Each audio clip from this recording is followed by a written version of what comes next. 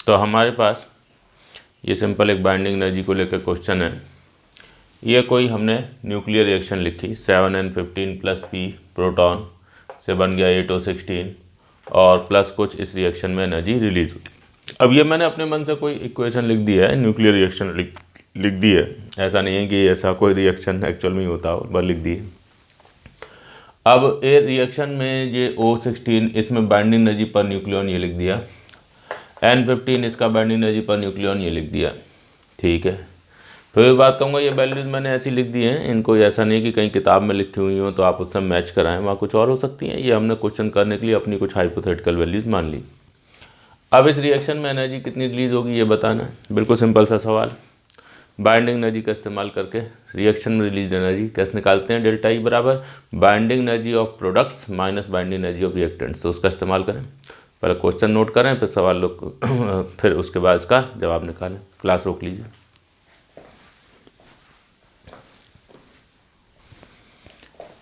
अच्छा चलो ठीक है, तो हम यहाँ पर डेल्टा ई बराबर लिखते हैं binding energy of products minus binding energy of reactants, ठीक। अब प्रोडक्टों में कौन कौन है भाई, प्रोडक्टों में हमारे पास है O16,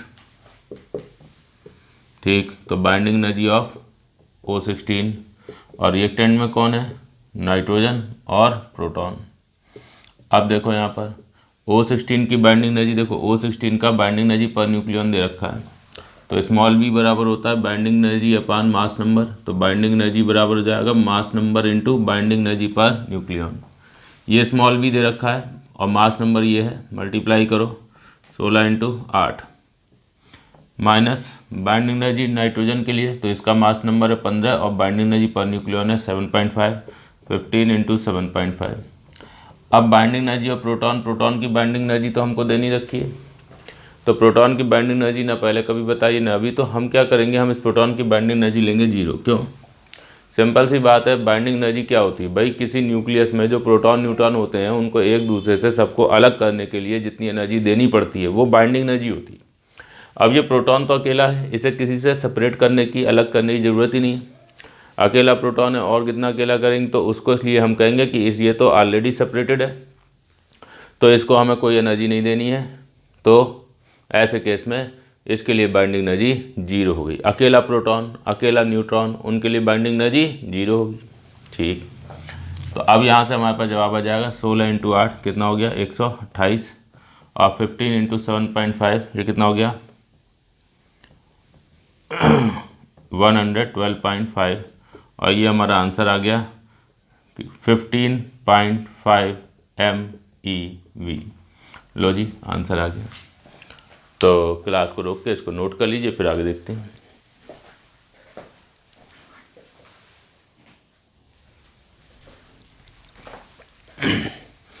तो हमने यहाँ पर ध्यान दिया, ये हमारे पास 10Ne20 का न्यूक्लियस है और उसका मास है M1, और अगर 20Ca40 लिया जाए तो उसके न्यूक्लियस का मास है M2। अब 10Ne20 के न्यूक्लियस में क्या होगा, 10 प्रोटॉन और 10 न्यूट्रॉन होंगे, 10 प्रोटॉन होंगे और 20 माइनस 10 यानी 10 न्यूट्रॉन। और 20Ca40 के न्यूक्लियस में 20 तो होंगे प्रोटॉन और 40 माइनस 20 न्यूट्रॉन। इसमें 10 प्रोटॉन और 10 न्यूट्रॉन है, इसमें 20 प्रोटॉन और 20 न्यूट्रॉन है। तो मोटे तौर पे हम देखेंगे तो इसका मास जो है वो इससे डबल लगना चाहिए, क्योंकि प्रोटॉन भी डबल है, न्यूट्रॉन भी डबल है। हमने कहा ठीक है भाई चलो इनके मास अगर ऐसे हैं तो मोटे तौर पे तो M2 M1 से डबल होना चाहिए, M2 बराबर 2M1। लेकिन क्या M2 M1 के M2 और 2M1 एग्जैक्टली बराबर होंगे, या M2 2M1 से बड़ा होगा या M2 2M1 से छोटा होगा, ये चीज़ हम जानना चाहते हैं, ठीक है। तो एक बार क्लास को रोकें, सवाल लिखें और जो भी इसमें आप कर सकते हैं वो करने की कोशिश करिए और बताइए। ये तो नहीं होगा, इन दोनों में से ही कुछ होगा, ठीक है।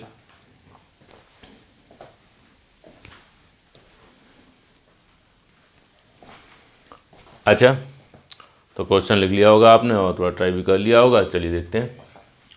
तो हमने यहाँ पर ये कहा कि मान लो हम एक न्यूक्लियर रिएक्शन ऐसे लिखते हैं, 10Ne20 का न्यूक्लियस है और 10Ne20 का एक और न्यूक्लियस है, इसको मिलाओगे तो ये न्यूक्लियस का आपने मिला के बना दिया 20Ca40 का न्यूक्लियस। हाँ कोई प्रॉब्लम नहीं है, अरे भाई 10 प्रोटॉन 10 न्यूट्रॉन, 10 प्रोटॉन 10 न्यूट्रॉन मिल के 20 प्रोटॉन और 20 न्यूट्रॉन हो गए। अब इस रिएक्शन में कुछ एनर्जी रिलीज होगी, यस। हम ये डेल्टा ई पता करेंगे कि ये डेल्टा ई पॉजिटिव है या नेगेटिव है, कुछ इसकी बात जो है वो करने की कोशिश करेंगे। ठीक, उसके लिए हम बाइंडिंग एनर्जी का यूज़ करते हैं। डेल्टा ई क्या, बाइंडिंग एनर्जी ऑफ सी ए यानी प्रोडक्ट की binding energy minus 2 into binding energy of reactant यानी बाइंडिंग एनर्जी ऑफ एनी। हाँ हाँ, कोई प्रॉब्लम नहीं है, ये बाइंडिंग एनर्जी इसकी और इसकी जोड़ के तो 2 into binding energy of any. अब अपने लोग binding energy of C A देखो कैसे लिखते हैं, 40 into binding energy per nucleon of C A और minus 2 into binding energy of NE कैसे लिखते हैं, 20 into binding energy per nucleon of NE. समझे? अभी तो बताया था स्मॉल बी जो होता है वो बाइंडिंग एनर्जी अपान मास नंबर होता है। तो बाइंडिंग एनर्जी किसी भी न्यूक्लियस की कैसे होगी, मास number into binding energy per nucleon. तो सी ए की binding energy mass number into binding energy per nucleon, any की भी बाइंडिंग एनर्जी ऐसे लिखेंगे। 40 कॉमन हो गया, 40 into binding energy per nucleon of C A and binding energy per nucleon of any. अब ध्यान दो, अगर तुम इसकी बात करो तो आपके पास एक ग्राफ होता है बाइंडिंग एनर्जी पर न्यूक्लियन और ए के बीच में, ये ग्राफ ऐसे जाता है 56 पे ये होता है मैक्सिमम। अब ये बताओ ए बराबर 20 यानी कि एनी का वाला जो है वो यहाँ पड़ेगा और ए बराबर 40 वाला सी ए यहाँ पड़ेगा। तो ये हो गया एनी के लिए और ये हो गया जाके सी ए के लिए। अब आप साफ तौर पे ये देख सकते हैं कि जो बाइंडिंग एनर्जी पर न्यूक्लियन है एनी के लिए वो होगा छोटा और बाइंडिंग एनर्जी पर न्यूक्लियन सी ए के लिए क्या है, बड़ा। तो बाइंडिंग एनर्जी सी ए पर न्यूक्लियन सी ए के लिए binding energy per nucleon any से बड़ा होगा, दिख रहा है ग्राफ में। तो ऐसे केस में ये बड़ा ये छोटा, तो डिफरेंस क्या हो जाएगा, बड़ा माने छोटा पॉजिटिव। तो डेल्टा ई क्या हो गया, पॉजिटिव, मतलब एनर्जी विल बी रिलीज्ड। अब एक बात बताओ, किसी न्यूक्लियर रिएक्शन में एनर्जी रिलीज हो रही है तो वो एनर्जी कहाँ से आएगी, अरे मास एनर्जी में कन्वर्ट हो रहा होगा। तो अगर एनर्जी रिलीज हो रही है तो इसका मतलब मास कम हो रहा होगा, इसका मतलब मास मस्ट डिक्रीज। इस न्यूक्लियर रिएक्शन के दौरान मास डेफिनेटली कम हो रहा होगा, क्योंकि मास में जो कमी होगी वही मास तो एनर्जी में कन्वर्ट होगा। तो मैंने ठीक है भाई, तो पहले वाला मास होना चाहिए ज़्यादा। पहले वाला मास कितना है, m1 और m1, टोटल मास कितना है 2m1 और बाद वाला मास क्या है m2। तो 2m1 जो है वो m2 से बड़ा होना चाहिए। तो हमारा कौन सा, ये वाला जो है ऑप्शन है ये सही हो गया, m2 is less than 2m1। तो ये बाइंडिंग एनर्जी का जो ग्राफ हमको दे रखा था बाइंडिंग एनर्जी पर न्यूक्लियन का ए के साथ, उस ग्राफ को हमने यूज़ किया और ये जवाब बताया कि m2 जो है वो 2m1 से छोटा होगा। तो एक बार क्लास को रोक लीजिए और ये पूरी चीज़ नोट कर लीजिए सही से, फिर आगे देखते हैं।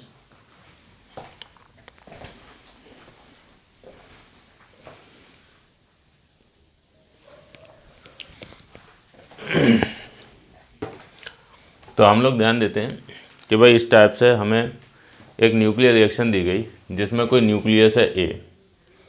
अब ये क्या होता है, इसको ये ब्रेक होता है और दो न्यूक्लियस बनते हैं बी और सी। इनके एटॉमिक नंबर और मास नंबर बता दिए। अब ये फिर वही हाइपोथेटिकल है भाई वैल्यूज़। ऐसा नहीं कि आप किताब पलट के ढूंढने लगो कि ऐसी रिएक्शन ये कौन से एलिमेंट है क्या है, ठीक है। अब कहोगे ऐसा तो कोई एलिमेंट होता ही नहीं है, अरे नहीं होता भाई, हमने अपने मन से लिख दिया, सही। अब क्या हुआ, इन लोगों के बाइंडिंग एनर्जी दे रखी है। अब देखो लिखा तो है बाइंडिंग एनर्जी, बट यहाँ लिखा है 7 MeV पर न्यूक्लियन। तो हम समझ जाएंगे कि यार ये बाइंडिंग एनर्जी नाम है, बट दिया क्या हुआ है, binding energy per nucleon. Small b दे रखा है। कल को तुमको अगर ए की बाइंडिंग एनर्जी चाहिए तो मास नंबर को इससे मल्टीप्लाई करना पड़ेगा, तब टोटल पूरे न्यूक्लियस की बाइंडिंग एनर्जी मिलेगी। ऐसी बी और सी की दे दी। अब आज की तारीख में ए रुका हुआ है, अब ये रिएक्शन हो जाती है, बी और सी बन जाते हैं। तो बी और सी की काइनेटिक एनर्जी क्या होगी वो बताना। अब ये काइनेटिक एनर्जी का मुद्दा कहाँ से आया, देखो आपको ये बात हमने बताई थी कि किसी भी न्यूक्लियर रिएक्शन में जो एनर्जी रिलीज़ होती है उससे जो काइनेटिक एनर्जी होती है सिस्टम की वो बढ़ती है। अगर ये रिएक्शन होगी तो और इसमें कोई एनर्जी रिलीज होगी तो वो एनर्जी इन लोगों को मिलेगी इन the form of kinetic energy. तो आपको पहले तो ये देखना पड़ेगा कि भाई एनर्जी कितनी रिलीज हुई, वो एनर्जी इनको मिलेगी इन the form of kinetic energy. अब इन दोनों को कितनी कितनी काइनेटिक एनर्जी मिलेगी वो कैसे पता करेंगे, उसके लिए मैकेनिक्स का बेसिक लॉ यूज़ करेंगे। कौन सा, आज ये ए रुका हुआ है तो इसका मोमेंटम क्या है, 0। ये रखे रखे टूट गया, 2 टुकड़े हो गए, किसी और ने तो कुछ किया नहीं। तो इस सिस्टम का जो लीनियर मोमेंटम है वो कंजर्व रहना चाहिए। तो जितना लीनियर मोमेंटम है टूटने से पहले यानी 0, टूटने के बाद भी सिस्टम का लीनियर मोमेंटम उतना ही यानी 0 पाया जाना चाहिए। तो इसका आप इस्तेमाल करेंगे, तब आप समझ पाएंगे कि भाई जो भी एनर्जी रिलीज होगी वो इन दोनों को बटेगी, इन दोनों में बटेगी in the form of kinetic energy, तो किसको कितनी मिलेगी। तो एक बार क्लास रोकिए, पहले सवाल नोट करिए, फिर इसका जवाब निकालने की कोशिश करिए।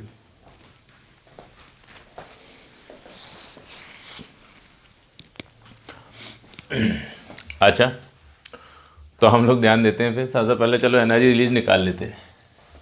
तो ए से बन गया बी प्लस सी और प्लस डेल्टा ई। तो भाई मेरे डेल्टा ई के लिए क्या करेंगे, binding energy of B plus binding energy of C, ये प्रोडक्टों की binding energy minus binding energy of A. Okay, B की बाइंडिंग एनर्जी कितनी है, बी की binding energy mass number into binding energy per nucleon, C की binding energy mass number into binding energy per nucleon, और minus A की binding energy mass number into binding energy per nucleon. ठीक, ये हो गया 480 और ये हो गया आपके पास 300 नहीं 600, 480 प्लस 600 माइनस 980, ये हो गया 1080 माइनस 980, तो 100 MeV आ गया। लो भाई 100 MeV एनर्जी रिलीज हुई। ये 100 MeV इन लोगों को मिलेगी इन the form of kinetic energy. तो भाई देखो ए की काइनेटिक एनर्जी क्या थी, 0। तो बी और सी की जो काइनेटिक एनर्जी है इनका सम जो है वो कितना होगा, 100 MeV। क्यों, क्योंकि जितना ये एनर्जी रिलीज हुई उतना सिस्टम की काइनेटिक एनर्जी बढ़ जाएगी। तो पहले की काइनेटिक एनर्जी क्या है, 0, ए रेस्ट पे था तो काइनेटिक एनर्जी 0 है। तो इन लोगों की काइनेटिक एनर्जी ए की काइनेटिक एनर्जी से 100 जूल ज़्यादा, 100 MeV ज़्यादा होनी चाहिए। अरे जितना रिलीज हुआ उतना एक्स्ट्रा काइनेटिक एनर्जी हो गई ना। तो इनकी काइनेटिक एनर्जी है 0, तो इनकी काइनेटिक एनर्जी मिला के कितनी होगी, जितना ये एनर्जी रिलीज हुई है यानी कि 100 MeV। अच्छा, अब बी और सी के पास कितनी कितनी जो है वो अलग अलग काइनेटिक एनर्जी होगी, ये और पता करना है। उसके लिए हम कंजर्वेशन ऑफ लीनियर मोमेंटम का यूज़ करेंगे। देखिए कैसे, आपने कहा यार ऐसा है, ये ए है, ये रेस्ट पर है, इसका लीनियर मोमेंटम क्या है, 0। ये ब्रेक हो गया, बन गए बी और सी। अब बाहर से तो किसी ने कुछ किया नहीं है, तो इस सिस्टम का लीनियर मोमेंटम क्या होगा, 0 ही रहेगा। भाई समेशन एफ एक्सटर्नल बराबर क्या है, 0। तो लीनियर मोमेंटम सिस्टम का क्या रहेगा, कंजर्व। बहुत बेसिक बात है, अगर किसी सिस्टम पे लगने वाला नेट एक्सटर्नल फोर्स 0 होता है तो उसका लीनियर मोमेंटम कंजर्व रहता है। तो पहले का मोमेंटम 0 तो बाद का भी 0। अब दो लोगों के सिस्टम का मोमेंटम 0 कैसे हो, उसका सिंपल सा तरीका होता है। पहली बात, दोनों से कहना कि भाई अपोजिट डायरेक्शन में मूव करें, और दूसरी बात, दोनों के मोमेंटम का जो मैग्नीट्यूड है वो कर देना बराबर। बी और सी के मोमेंटम का मैग्नीट्यूड होना चाहिए बराबर और डायरेक्शन होनी चाहिए अपोजिट। तो नेट मोमेंटम पूरे सिस्टम का क्या हो जाएगा, 0। अरे एक का मोमेंटम 40 होता है, दूसरे का मोमेंटम 40 होता है, तो प्लस 40 और माइनस 40 मिलकर नेट मोमेंटम सिस्टम का क्या हो गया, 0। खत्म हो गया काम। तो बी और सी के मोमेंटम जो है वो बराबर होनी चाहिए। अब मैंने कहा ऐसा करो, बी की काइनेटिक एनर्जी लिखो जरा, बी के मोमेंटम का square upon 2 times mass of B. C की काइनेटिक एनर्जी क्या हो जाएगी, सी का मोमेंटम का square upon 2 times mass of C. ये तो पता होगा। काइनेटिक एनर्जी को आप चाहें तो हाफ एम बी स्क्वायर लिख सकते हैं या पी स्क्वायर अपान 2m भी लिख सकते हैं। ठीक है, चाहे हाफ एम बी स्क्वायर लिख लो या पी स्क्वायर बाई 2m लिख लो, जो चाहे वो लिख लो, कोई फ़र्क नहीं पड़ता। तो P B square upon 2mb और P C square upon 2mc। ठीक, अब मैंने कहा यार बी की काइनेटिक एनर्जी और सी की काइनेटिक एनर्जी का रेशियो लो। रेशियो लोगे, पी बी और पी सी तो बराबर हैं, वो कट जाएंगे, बाई टू कट जाएगा और ये आ जाएगा एम सी अपान एम बी। अब सी का और बी का मास, उनका क्या करें। देखो भाई, सी में है 80 न्यूक्लियन और बी में है 60 न्यूक्लियन। अलग से मास तो दे नहीं रखे, तो आप एक काम करो, ये मान लो कि किसी भी न्यूक्लियस का मास भाई जितने न्यूक्लियन है उसके प्रोपोर्शनली हो जाना चाहिए लगभग। तो सी का मास, सी में 80 न्यूक्लियन है और बी में 60 न्यूक्लियन है, तो सी का जो मास है वो 80 न्यूक्लियनों का मास हो गया, 80 न्यूक्लियन। ठीक है, और इसमें कितने हो गए, 60 न्यूक्लियंस। तो 60 न्यूक्लियॉन्स का मास और 80 न्यूक्लियॉन्स का मास, तो रेशियो क्या आ जाएगा 60, ये हो गया KB/KC बराबर 4/3। अब मैंने कहा लो जी एक इक्वेशन ये है KB+KC बराबर 100 MEV, दूसरी ये सॉल्व कर लो, इससे सॉल्व कर लोगे 1 और 2 से, इतना तो काम कर ही सकते हैं। KB बराबर 4/3 KC यहाँ रखो, तो उससे आपको 1 और 2 से आपको KC मिल जाएगा 300/7 MEV और KB मिल जाएगा 400/7 MEV। लो जी ये हमारे आंसर आ गए। तो मोमेंटम का कंजर्वेशन जो है उसका इस्तेमाल हुआ और रिएक्शन में जो रिलीज हुई एनर्जी इसका इस्तेमाल हुआ, उससे हमारा फाइनल जवाब आ पाया। तो एक बार क्लास को रोक लीजिए और जो चीज़ आपके सामने इसको साफ साफ नोट कर लीजिए, फिर आगे देखते हैं।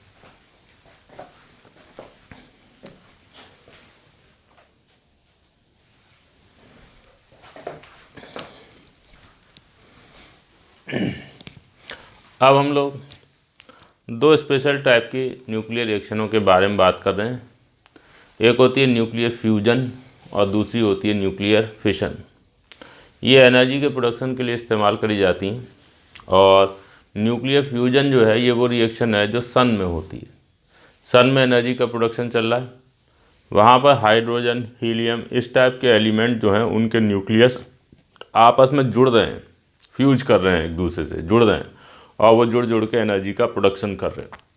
अच्छा, दूसरी रिएक्शन होती है न्यूक्लियर फिशन। न्यूक्लियर फिशन में क्या होता है कि किसी हैवी एलिमेंट का के कोई बहुत भारी न्यूक्लियस है उसको तोड़ के टुकड़े करे जाते हैं और उससे एनर्जी प्रोड्यूस होती है। ये आपने सुना होता है, यूरेनियम का नाम सुना होता है। यूरेनियम जो है बहुत हैवी एक एलिमेंट है जिसका मास नंबर बहुत ज़्यादा होता है, उसका फिशन करते हैं, उसको तोड़ते हैं, उससे एनर्जी का प्रोडक्शन होता है। ये चीज़ जो है वो दो जगहों पे होती है। एक तो जो न्यूक्लियर रिएक्टर हैं, एनर्जी का प्रोडक्शन किया जाता है, न्यूक्लियर एनर्जी बोलते हैं। न्यूक्लियर रिएक्टर में एनर्जी का प्रोडक्शन चल रहा है, इलेक्ट्रिसिटी प्रोड्यूस करते हैं वहाँ पर। और दूसरा जो एटम बम बनता है जिसमें जो है वो बड़े स्तर पर एनर्जी का प्रोडक्शन होता है, ठीक है, डिस्ट्रक्टिव पर्पसेस के लिए, तो वहाँ पर भी न्यूक्लियर फिशन ही यूज़ किया जाता है। अच्छा, हमने कहा भी ऐसा है पहले यहाँ पर कुछ बात, तो हम न्यूक्लियर फ्यूजन और न्यूक्लियर फिशन इनके बारे में डिस्कस करना चाहते हैं। बाइंडिंग एनर्जी को लेके जो है कुछ चीज़ें समझना चाहते हैं। ठीक, तो इधर देखते हैं। सबसे पहले तो ये बात हमें पता ही है कि किसी न्यूक्लियर रिएक्शन में जो एनर्जी रिलीज होती है, energy release in a nuclear reaction, delta E, कैसे निकालते हैं? Binding energy of products minus binding energy of reactants. हाँ बिल्कुल सही बात है, ये तो हम लोगों को पता ही है। अब अगर हम किसी रिएक्शन में एनर्जी रिलीज़ कराना चाहते हैं तो एनर्जी रिलीज़ करानी है तो डेल्टा ई को पॉजिटिव बनाना पड़ेगा, क्योंकि डेल्टा ई अगर पॉजिटिव है मतलब रिएक्शन में एनर्जी रिलीज़ हो रही है, और डेल्टा ई नेगेटिव है मतलब एनर्जी रिलीज़ नहीं हो रही है, एब्जॉर्ब हो रही है, हमें रिलीज़ करवानी है। तो एनर्जी रिलीज़ कराने के लिए डेल्टा ई को पॉजिटिव कराना पड़ेगा। और डेल्टा ई पॉजिटिव कब होगा? जब ये चीज़ होगी बड़ी और ये छोटी। अरे बड़ा माइनस छोटा ही तो पॉजिटिव मिलेगा। तो binding energy of products binding energy of reactant से बड़ी होनी चाहिए। सही है, बाइंडिंग एनर्जी ऑफ प्रोडक्ट्स जो है वो बाइंडिंग एनर्जी ऑफ रिएक्टेंट से बड़ी होनी चाहिए, तब जो है वो एनर्जी रिलीज़ होगी। अच्छा जी, हम इस तरीके की बात भी कहते हैं, ये स्टेटमेंट भी देते हैं, देख लीजिए। To release energy in a nuclear reaction we must move towards higher binding energy products.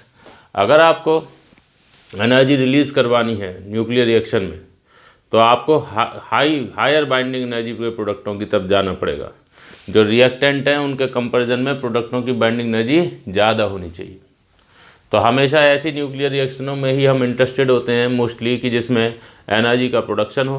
तो हमेशा हमारी कोशिश ये रहती है कि ऐसी न्यूक्लियर रिएक्शनें हो जिसमें जो प्रोडक्ट हैं उनकी बाइंडिंग एनर्जी रिएक्टेंटों से ज़्यादा हो। ओके, अब आते हैं न्यूक्लियर फ्यूजन नामक रिएक्शन पर। ठीक है, तो दो न्यूक्लियस थे एक्स और वाई, इनके एटॉमिक नंबर और मास नंबर दिए, इनको आपस में मिलाया और नया न्यूक्लियस बन गया डब्लू। इसका atomic number Z1 + Z2, mass number A1 + A2। ये तो पता ही है, कोई भी न्यूक्लियर रिएक्शन हो जितना टोटल Z होता है पहले उतना टोटल Z होता है बाद में। सही है, आपने लिख दिया। अब इस रिएक्शन में जो एनर्जी रिलीज हो रही है हम उस पर फोकस करना चाहते हैं। ठीक, इस प्रकार की रिएक्शन को न्यूक्लियर फ्यूजन का नाम दिया जाता है। ओके, अब देखिए डेल्टा ई बराबर बाइंडिंग एनर्जी ऑफ प्रोडक्ट यानी binding energy of W minus binding energy of reactant यानी कि एक्स और वाई। प्रोडक्टों की बाइंडिंग एनर्जी माइनस रिएक्टेंटों की बाइंडिंग एनर्जी, ये हो गया डेल्टा ई। यही तो लिखा था। प्रोडक्ट कौन है? डब्लू। रिएक्टेंट कौन है? एक्स और वाई। अब किसी न्यूक्लियस की जैसे डब्लू की बाइंडिंग एनर्जी लिखनी है तो उसके लिए हमने क्या किया, डब्लू का जो मास नंबर है वो ले लिया A1 + A2 और डब्लू की बाइंडिंग एनर्जी पर न्यूक्लियन से कर दिया मल्टीप्लाई। हाँ सही है, इसमें भी कोई दिक्कत नहीं। ये तो हमने बताया था कि भाई बाइंडिंग एनर्जी पर न्यूक्लियन को मास नंबर से मल्टीप्लाई करते हो तभी पूरे न्यूक्लियस की बाइंडिंग एनर्जी आती है। सेम वही काम एक्स और वाई के लिए भी किया गया। एक्स के लिए mass number into binding energy per nucleon of X, Y के लिए mass number into binding energy per nucleon of Y. अब क्या करें, अब ये बाय डेल्टा ई बराबर, ये ब्रैकेट सारे खोल देंगे, A1 × BW minus A1 × BX, सही है, और A2 × BW minus A2 × BY। तो A1 जो है वो कॉमन हो गया और BW माइनस BX ये आ गया। ऐसे ही A2 जो है वो कॉमन हो गया, BW माइनस BY हो गया। अब क्या हुआ, यहाँ से आपका जो BX BY BZ है वो बता दिया। ये कौन है? ये है binding energy per nucleon x के बाई के जेड के। ये तो दिख रहा है ना, ब्रैकेट खोल लोगे तो यहाँ A1 BW और A1 BX ये साथ में लेके ये आ गए और A2 BW और A2 BY वो साथ में ये आ गए। अब एनर्जी रिलीज ही हो गई। अब देखो इसमें क्या हो रहा है, इसमें W की बाइंडिंग एनर्जी माइनस एक्स की बाइंडिंग एनर्जी। और ये अब तुम अगर ये चाहते हो कि ऐसे न्यूक्लियर फ्यूजन किए जाएँ जिसमें एनर्जी का प्रोडक्शन हो, जिसमें डेल्टा ई क्या हो, पॉजिटिव, तो डेल्टा ई पॉजिटिव तभी तो होगा जब ये लोग भी पॉजिटिव हो जाए। ठीक है, मतलब चलो दोनों लोग को पॉजिटिव अगर बना दिया जाए तो कंफर्म डेल्टा ई भी पॉजिटिव होगा। तो हमारी कोशिश रहेगी कि हम ऐसे एलिमेंटों का इस प्रकार के फ्यूजन रिएक्शन में कंसीडर करें जिसमें जो प्रोडक्ट है उसका binding energy per nucleon X और वाई यानी कि जो रिएक्टेंट हैं उनके बाइंडिंग एनर्जी पर न्यूक्लियन से ज़्यादा हो। एनर्जी रिलीज़ कराने के लिए, कंफर्म एनर्जी रिलीज हो उसके लिए ये टर्म भी पॉजिटिव कर लो, ये भी पॉजिटिव कर लो। अच्छा, तो ये इससे बढ़ा लो, ये भी इससे बढ़ा लो, तो W की binding energy per nucleon X और वाई की बाइंडिंग एनर्जी पर न्यूक्लियन से ज़्यादा होनी चाहिए। तो कंफर्म आप कह पाएंगे कि जो डेल्टा ई है वो पॉजिटिव होगा। हाँ सही है। तो मैंने कहा भाई ऐसा कहते हैं, ये बाइंडिंग एनर्जी पर न्यूक्लियन और ए के बीच का ग्राफ होता है। हमने एक बार क्या किया, हमने बहुत हल्के एलिमेंट लिए एक्स और वाई, इतने हल्के लिए कि एक्स और वाई मिले उससे डब्लू बना, तो एक्स वाई डब्लू, सॉरी ये डब्लू है यहाँ पर, एक्स वाई डब्लू जो भी हैं ये सब के सब ऐसे थे कि जिनके मास नंबर 56 से कम थे। ये ग्राफ पता है आपको, स्मॉल बी और ए के बीच का ग्राफ, इसका मैक्सिमा कहाँ पे आता है? 56 पे। अब तुमने ऐसे एक्स और वाई और डब्लू लिए कि जिनके मास नंबर 56 से कम है, तो पता चला एक्स का मास नंबर है A1, वाई का मास नंबर है A2 और डब्लू का मास नंबर क्या है? A1 + A2। अब अगर इस तरीके की सिचुएशन होगी तो आप देखिए एक्स की बाइंडिंग एनर्जी पर न्यूक्लियन क्या है? BX, वाई की बाइंडिंग एनर्जी पर न्यूक्लियन क्या है? BY और डब्लू की क्या है? BW।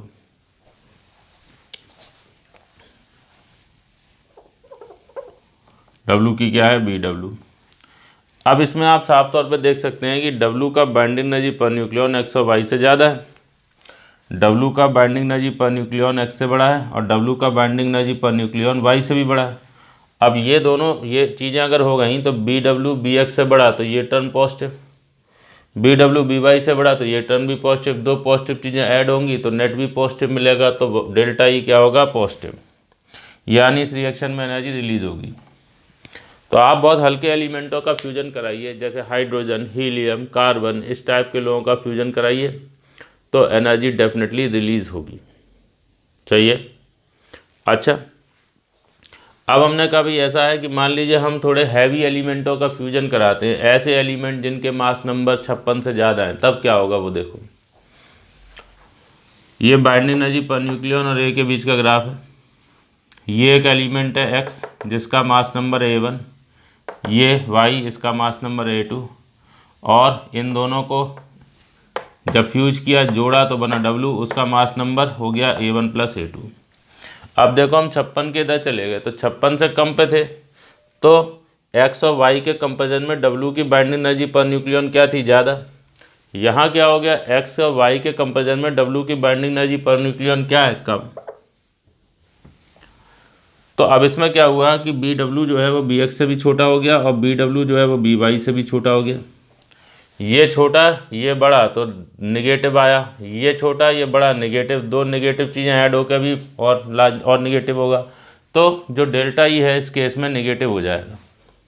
यानी ऐसे फ्यूजन रिएक्शन कराओगे अगर कि जिसमें मास नंबर 60 से 56 से बड़े लोग जो है वो फ्यूज किए जा रहे हैं, तो ऐसे में ऐसी फ्यूजन रिएक्शन में एनर्जी रिलीज नहीं होगी बल्कि एनर्जी एब्जॉर्ब होगी। 56 से बड़े मास नंबर वाले न्यूक्लियसों का फ्यूजन करने पर एनर्जी रिलीज नहीं होगी बल्कि एनर्जी एब्जॉर्ब होगी। जाहिर सी बात है, हम एनर्जी का प्रोडक्शन करना चाहते हैं तो हम इस टाइप की फ्यूजन रिएक्शन नहीं करवाएंगे, इस टाइप की फ्यूजन रिएक्शन करवाएंगे। हल्के एलिमेंटों का फ्यूजन करा के एनर्जी प्रोडक्शन कराया जाता है, हैवी एलिमेंटों का फ्यूजन नहीं होता। सन में जो है वो न्यूक्लियर फ्यूजन के द्वारा एनर्जी का प्रोडक्शन चलता है, तो सन में बहुत लाइट एलिमेंट कौन मैंने बताए, 1H1, 1D2, 2He4, hydrogen, helium, इस टाइप के जो लोग हैं इनका फ्यूजन चलता रहता है और इनके फ्यूजन से बड़े अमाउंट में एनर्जी का प्रोडक्शन होता रहता है, लगातार होता रहता है। चाहिए हमने कभी सही बात समझ में आती है हमारी, ठीक है। तो हम यहाँ पर एक स्टेटमेंट अपना याद रखेंगे, to produce energy by nuclear fusion, nuclear fusion के द्वारा एनर्जी का प्रोडक्शन अगर करना है तो we must fuse light nuclei, तो हमें हल्के न्यूक्लियसों का फ्यूजन करना पड़ेगा। हल्के न्यूक्लियस जो है वो फ्यूज करोगे, न्यूक्लियाई मतलब एक न्यूक्लियस और एक से ज़्यादा हो गए तो वो प्लूरल न्यूक्लियाई कह देते हैं, ठीक है। तो अगर हम हल्के न्यूक्लियस जो होते हैं उनका फ्यूजन कराएंगे तो एनर्जी का प्रोडक्शन होगा। हैवी न्यूक्लियसों का फ्यूजन कराने से एनर्जी का प्रोडक्शन नहीं होता, उल्टा एनर्जी देनी पड़ जाएगी, एब्जॉर्ब करेगा वो सिस्टम एनर्जी को, ठीक है। तो बहुत सिंपल सी बात है, क्लास को रोकिए, पूरी चीज़ सही से नोट कर लीजिए, ठीक है। फिर आगे देखते हैं।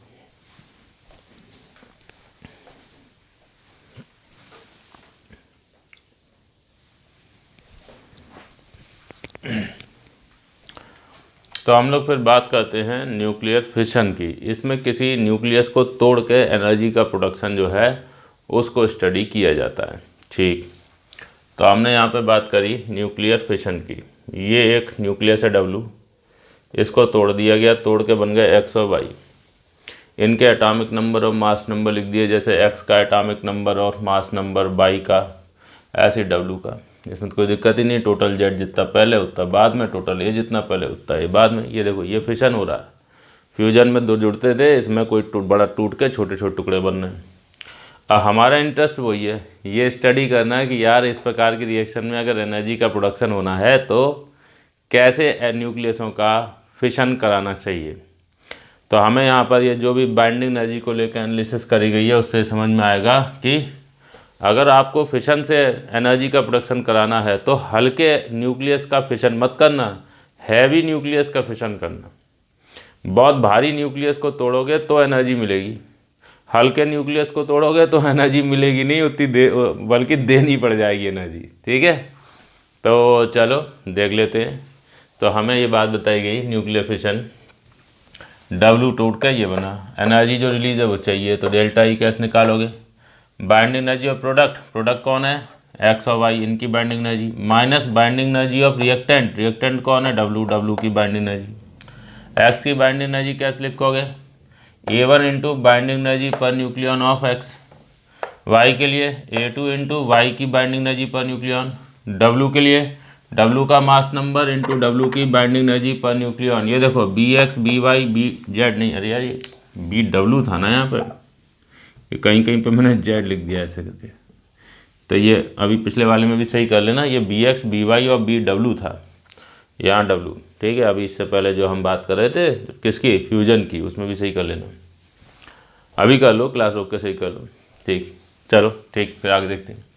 अब क्या हुआ, डेल्टा ई बराबर यहाँ पे ये खोलेंगे तो A1BX यहाँ से और A1BW यहाँ से, तो A1 कॉमन होगा BX माइनस BW, A2BY और A2BW, उनसे A2 कॉमन हो गया, BY माइनस BW आ गया। अब ध्यान दो, अगर तुम चाहते हो कि डेल्टा ई पॉजिटिव होना चाहिए, मतलब एनर्जी का प्रोडक्शन करना है, तो एनर्जी प्रोडक्शन करने के लिए आप ये सोचोगे डेल्टा ई पॉजिटिव हो जाए तो ये टर्म भी प्लस हो जाए, ये भी प्लस हो जाए, तो कन्फर्म डेल्टा ई भी पॉजिटिव हो जाएगा। हाँ, बात तो ठीक है। तो क्या करें, तो भाई मेरे इसको भी पॉजिटिव और इसको भी पॉजिटिव बनाने के लिए BX BW से बड़ा होना चाहिए, BY भी BW से बड़ा होना चाहिए। जो X और Y हैं उनके binding energy per nucleon W की बाइंडिंग एनर्जी पर न्यूक्लियन से बड़े हो जाएं तो काम हो जाएगा, डेल्टा ई पॉजिटिव हो जाएगा, एनर्जी का प्रोडक्शन हो जाएगा। तो क्या करें, तो हमने कहा भाई ऐसा है, दो प्रकार से फिशन कराने की कोशिश करी गई। एक बार किसी हल्के हल्के न्यूक्लियस को तोड़ा गया और एक बार बहुत भारी न्यूक्लियस को तोड़ा गया। हल्के न्यूक्लियस को तोड़ा गया, वो यहाँ दिखाया गया, और भारी न्यूक्लियस को तोड़ा गया, वो यहाँ दिखाया गया। अब ये दिखाया जाएगा कि हल्के न्यूक्लियस को तोड़ने में एनर्जी नहीं मिलेगी, हैवी न्यूक्लियस को तोड़ोगे तब एनर्जी मिलेगी, इस फॉर्मूले के हिसाब से। चेक करिए, आपने क्या किया, आपने ये बाइंडिंग एनर्जी पर न्यूक्लियन और ए के बीच में ग्राफ खींचा। ये जो W है, ये एक ऐसा एलिमेंट लिया है जिसका मास नंबर 56 से कम है, तो कल को W टूटेगा तो X और Y बनेंगे, उनके मास नंबर और भी कम होंगे, W से भी कम होंगे, तो ये नीचे आ जाएंगे। तो देखिए X की बाइंडिंग एनर्जी पर न्यूक्लियन और Y की बाइंडिंग एनर्जी पर न्यूक्लियन, देखिए वो W की बाइंडिंग एनर्जी पर न्यूक्लियन से कम है। तो अगर BX BW से छोटा है और BY भी BW से छोटा है, तो उस केस में ये टर्म निगेटिव हो जाएगा, ये टर्म भी निगेटिव, छोटा माने बड़ा निगेटिव, छोटा माने बड़ा निगेटिव, दो निगेटिव चीज़ें ऐड होकर और निगेटिव हो जाएंगी। तो डेल्टा ई कन्फर्म निगेटिव होगा, और डेल्टा ई अगर निगेटिव हो गया तो इसका मतलब ये रिएक्शन में एनर्जी रिलीज नहीं होगी बल्कि एनर्जी एब्जॉर्ब होगी। हम नहीं चाहते ऐसी रिएक्शन जिसमें एनर्जी एब्जॉर्ब हो ना, हम देना नहीं चाहते, हम तो लेना चाहते हैं एनर्जी, हम चाहते हैं एनर्जी का प्रोडक्शन हो, ठीक। तो ये नहीं चाहेंगे, तो हम कभी भी ऐसे एलिमेंट का फिशन कराने की कोशिश नहीं करेंगे जिसका जो मास नंबर है वो 56 से कम है, ठीक है। अच्छा, तो मैंने कहा फिर चलो हैवी एलिमेंट पे आ जाओ। बहुत हैवी एक एलिमेंट था W, मास नंबर बहुत ज़्यादा था, इतना ज़्यादा था इसका मास नंबर कि जब इसको तोड़ा तो इसके जो टुकड़े हुए तो टुकड़ों का मास नंबर भी 56 से ज़्यादा पाया गया। हाँ हाँ ठीक है, कोई दिक्कत नहीं है। चलो, टुकड़ों का मास नंबर भी 56 से ज़्यादा है। देखिए X यहाँ है, Y यहाँ है और W यहाँ है। अब तुम अगर इस केस को देखोगे तो इसमें X की binding energy per nucleon Y की देखोगे और W की देखोगे तो X और Y की binding energy per nucleon W से क्या हो गई, बड़ी। अब तुम अगर यहाँ ध्यान दो, BX BW से बड़ा है तो ये टर्म पॉजिटिव, BY BW से बड़ा है पॉजिटिव, दो पॉजिटिव चीज़ ऐड होकर भी पॉजिटिव हो गई, तो डेल्टा ई क्या आ जाएगा, पॉजिटिव आ जाएगा। ये देख लीजिए, BW BX से छोटा है, BW BY से भी छोटा है, तो इस केस में डेल्टा ई पॉजिटिव आएगा, और डेल्टा ई पॉजिटिव का मतलब एनर्जी क्या होगी, रिलीज। बस यही तो हमको चाहिए। तो हम हल्के एलिमेंट का फिशन नहीं कराएंगे, हम किसका कराएंगे, हैवी एलिमेंट का फिशन कराएंगे, तब हमको एनर्जी का प्रोडक्शन मिलेगा। तो जो न्यूक्लियर फिशन होता है तो इसमें क्या होता है कि एनर्जी का प्रोडक्शन करने के लिए हम खूब हैवी एलिमेंट्स लेते हैं। जैसे मैंने बताया यूरेनियम का जो मास नंबर है वो ऐसे होता है 235, 230, मतलब इसके आइसोटोप होते हैं तो 235, 238 ऐसे मास नंबर होता है, तो बहुत बड़ा मास नंबर होता है यूरेनियम का। तो उसका फिशन कराते हैं, तब वहाँ से एनर्जी का प्रोडक्शन होता है। चाहिए, हल्के एलिमेंटों का फिशन नहीं कराएंगे, बहुत हैवी एलिमेंट, इतने हैवी एलिमेंट कि उनके जो टुकड़े हों तो टुकड़ों का भी मास नंबर 56 से ज़्यादा हो, समझे। ये यहाँ बात लिख भी दी गई है। To produce energy by nuclear fission, nuclear fission के द्वारा न्यूक्लियस को तोड़ के एनर्जी का प्रोडक्शन अगर करना है तो we must do fission of heavy nucleus, heavy nucleus का फिशन करना, हैवी न्यूक्लियस को तोड़ना, हल्के न्यूक्लियस को तोड़ने की कोशिश मत करना। ये जो फिशन वाला प्रोसेस है इसके द्वारा एनर्जी का प्रोडक्शन मैंने बताया आपको, एक तो न्यूक्लियर रिएक्टर में होता है जहाँ पर ये यूरेनियम वगैरह का इस्तेमाल करके एनर्जी का प्रोडक्शन किया जाता है, इलेक्ट्रिसिटी प्रोड्यूस करी जाती है। और दूसरा जो है वो एटम बम होता है जिसमें बड़े लेवल पर डिस्ट्रक्शन किया जाता है, तो वहाँ पर भी जो है वो यही न्यूक्लियर फिशन के द्वारा ही एनर्जी का प्रोडक्शन किया जाता है। फ्यूजन कहाँ होता है, सन में। फिशन कहाँ होगा, न्यूक्लियर रिएक्टर में या एटम बम जिसको बोलते हैं उसमें, ठीक है। तो क्लास को रोक लीजिए और इतनी चीज़ पहले नोट कर लीजिए, फिर आगे बढ़ते हैं।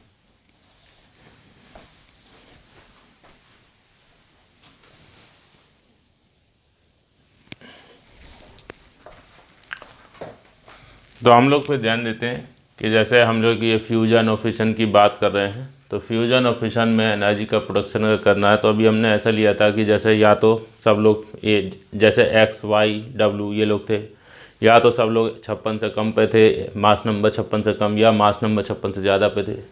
अगर कुछ इधर कुछ उधर होते हैं तो उस केस में क्या होता है कि सिचुएशन आपको ऐसी दिखाई दे जिसमें क्लियर कट आप ना कह सकें कि डेल्टा ई पॉजिटिव होगा या नेगेटिव होगा, तो फिर हमें वैल्यूज़ रख के ही कैलकुलेट करना पड़ता है।